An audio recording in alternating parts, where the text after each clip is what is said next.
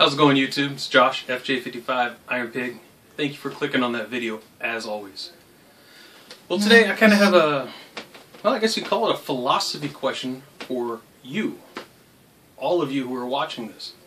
Kind of where I got my question from, well, really where I got it from, is I like to listen to podcasts. There are certain ones I really enjoy listening to most of the time. One I forgot about till today, which is This American Life.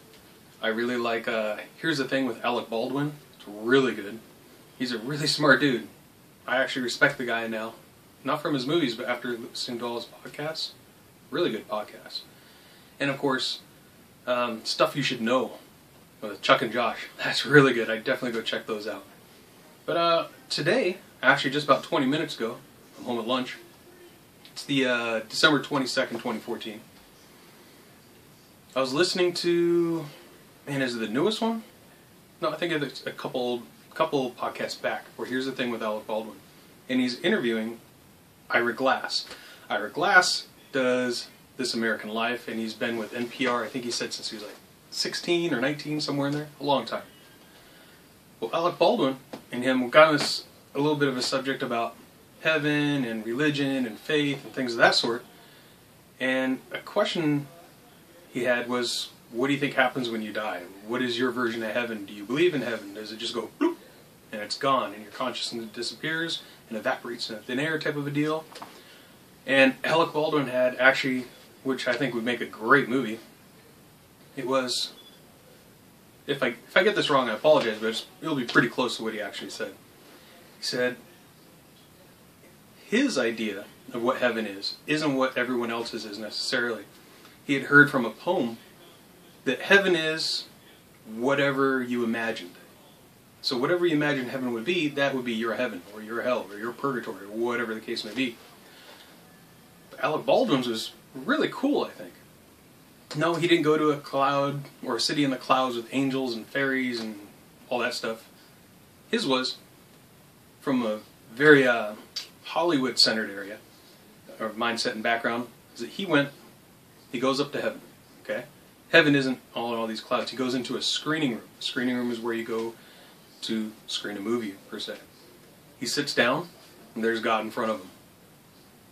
And God says, well, what do you want to know? Of course, is God knowing everything already ahead of time? He already knows what he wants to know. So Alec says, well, you know what I want to know. Okay. What Alec Baldwin wanted to know was answers to questions he couldn't answer on his own.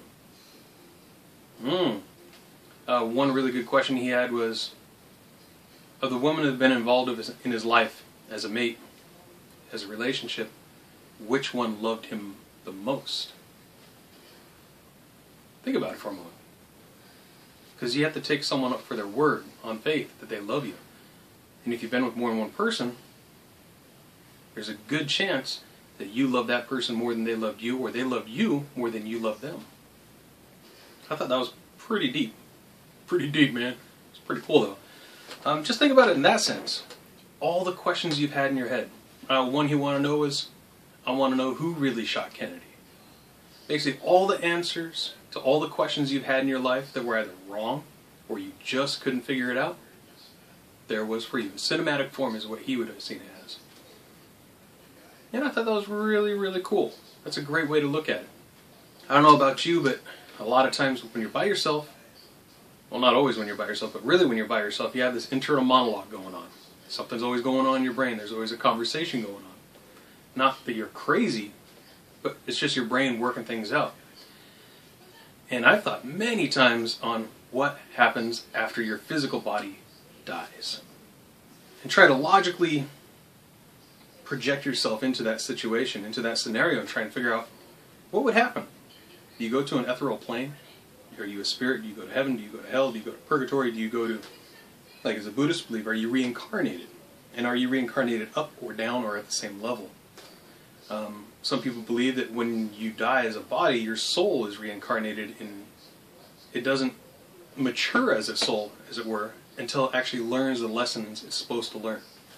So like if you were just a person who keeps repeating the same issues over and over throughout past lives, I guess you could look at it, that means you're not learning your lessons, so you're doomed to repeat it until you do.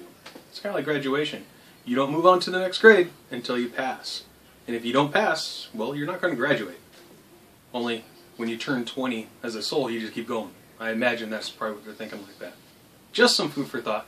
A little bit of a long video. But I thought you might like it. It's kind of neat to kind of think about it and try and divorce yourself of any preconceived notions when you think about things like this. On the really deep philosophical, religious, theological concepts. Divorce yourself of all the doctrine you've heard in your life. Whether it's multiple relations, whether it's multiple religions. Separate yourself from it and look at it extremely analytically. You never know. You might surprise yourself with an answer you come up with. Anyways, well, let me know what you think. I'm really curious what you guys feel about this. Put it down below. I know there's one of you, Ron. I'm sure you probably want to chime in on this. I look forward to hearing it, actually. And, yeah. Thanks for watching, guys. Have a good day.